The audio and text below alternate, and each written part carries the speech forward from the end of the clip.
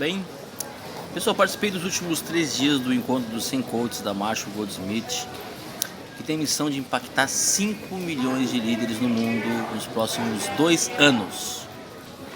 Foram dias incríveis, com pessoas maravilhosas. Aqueles dias, sabe, que você tem vontade que eles não terminassem? Pois é, foram dias exatamente assim. E esse ano de 2020 está começando turbinado, tá? E deve ser mesmo assim.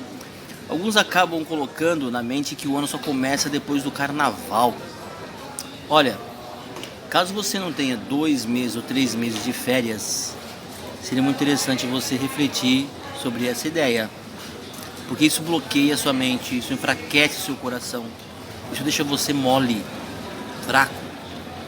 Tenha certeza que, enquanto você está acreditando nisso, muitas pessoas estão trabalhando, estão criando, estão contribuindo e ganhando dinheiro.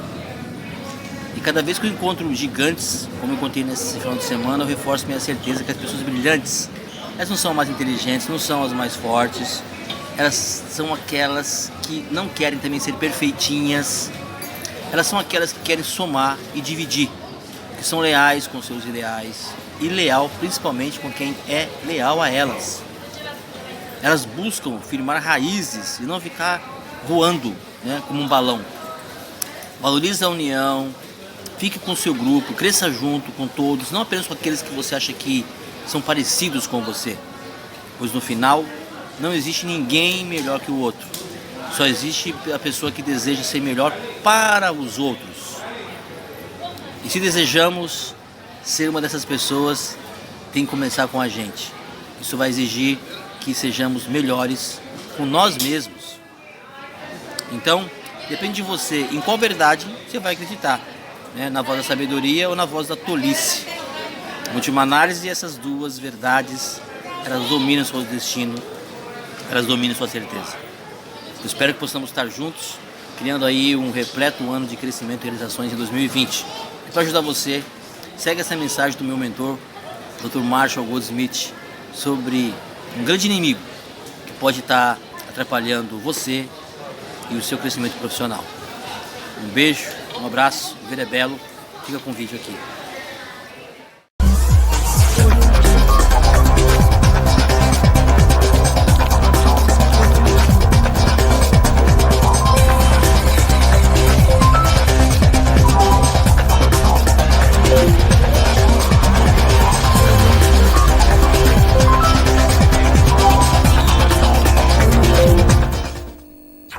Hi, I'm here today in Rancho Santa Fe, California, sitting with Marshall Goldsmith, and we're going to talk about a number of things. We're going to talk about digital media and social media, leadership and behavioral change.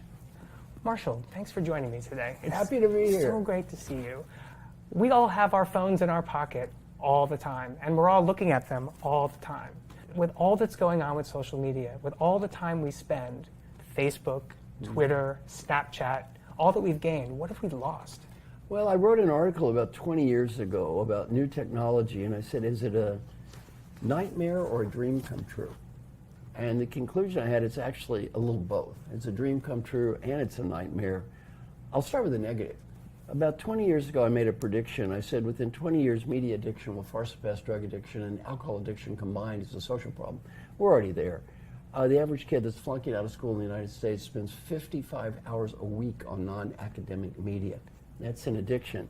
A young man drives me back and forth at Dartmouth, flunked out of college. 25,000 hours of his life he spent playing World of Warcraft. You know, that's an addiction. You can get 2 PhDs in 25,000 hours. He played a video game. So that's the bad news. The good news is, and the good news is fantastic as well, you can really be in touch with the entire range of knowledge from the human species. You can learn, you can get educated, have more productive surgeries because you have instant access. So the positives are boundless. The negative, though, is wasting your life on amusement. Yeah. Where it becomes sort of like a drug, and instead of doing something positive and productive, you're just amusing yourself to death.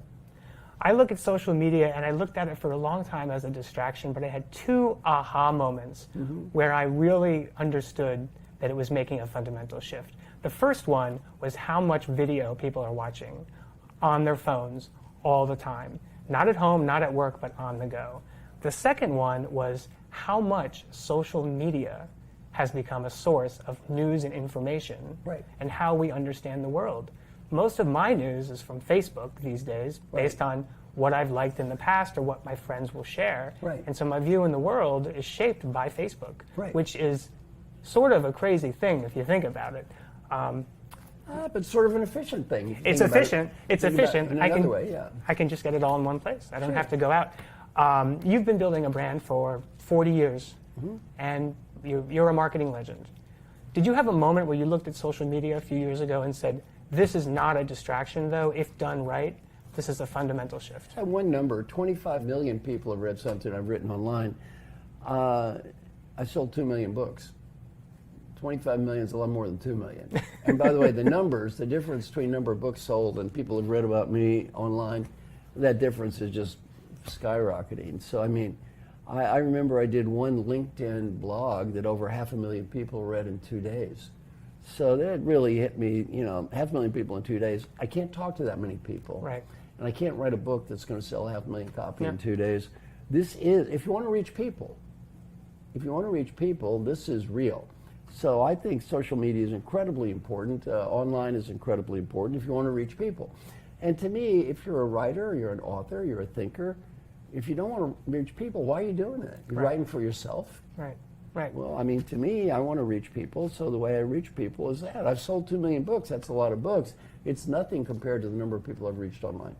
It's so funny you say that. I often think of Stephen King, and if you ever read his book On Writing, he talks a lot about how when he was younger, he would send in stories to magazines and fingers crossed hope that they would publish them someday and he would find an audience. Right. And with all the negative things that I hear or we read about how social media could be doing bad things to society, the good thing for writers is it gives everyone a chance to put their voice out there in many free ways, and if done right, find an audience, whether it's on LinkedIn, whether it's on Medium, wherever you choose to publish, you can find an audience, and I find it a powerful tool. Well, I give everything away. All my material, you may copy, share, download, duplicate, use a church, charity, nonprofit.